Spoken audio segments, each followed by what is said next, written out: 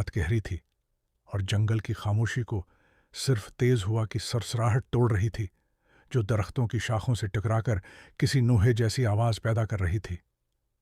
इसी जंगल के बीचों बीच वो पुराना घर खड़ा था, जैसे वक्त ने उसे भला दिया हो। लोग कहते थे कि यहां रूहें बसती हैं, लेकिन मैं यहां अपने दोस्त अली की तलाश में आया था, जो 1 हफ्ते से लापता था। उसकी आखिरी फोन लोकेशन यहीं की थी।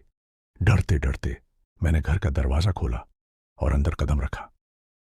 अंदर का माहौल बाहर से भी ज्यादा सर्द और खामोश था। हवा में एक अजीब सी बू थी, जैसे सदियों की धूल और गले सड़े पत्तों की बू हो। अचानक ऊपर वाले कमरे से किसी के चलने की आवाज आई।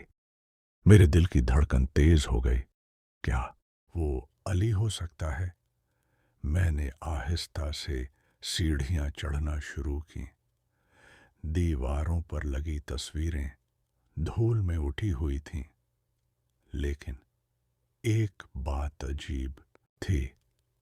उन सब के चेहरे किसी तेज धार चीज से काटे गए थे। जब मैं आखिरी सीढ़ी पर पहुंचा तो मेरे पीछे दाखिली दरवाजा एक जोरदार धमाके से बंद हो गया।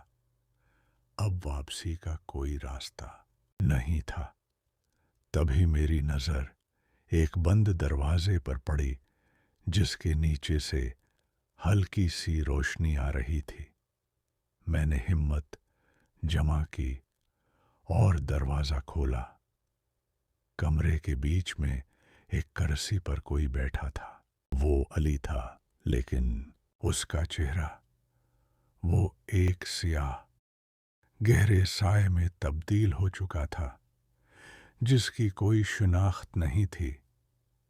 उसने आहिस्ता से अपना सिर उठाया और एक ऐसी आवाज में बोला जो उसकी नहीं थी, तुम्हें नहीं आना चाहिए था।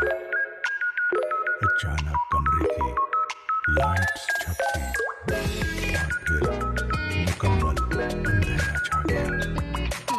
एक दिल दहला देने वाली चीख गूंजी। मारा और फिर खामोशी। कुछ देर बाद घर का दरवाजा खुला और मैं बाहर निकला, लेकिन अब मेरी आंखें भी उसी तरह स्याह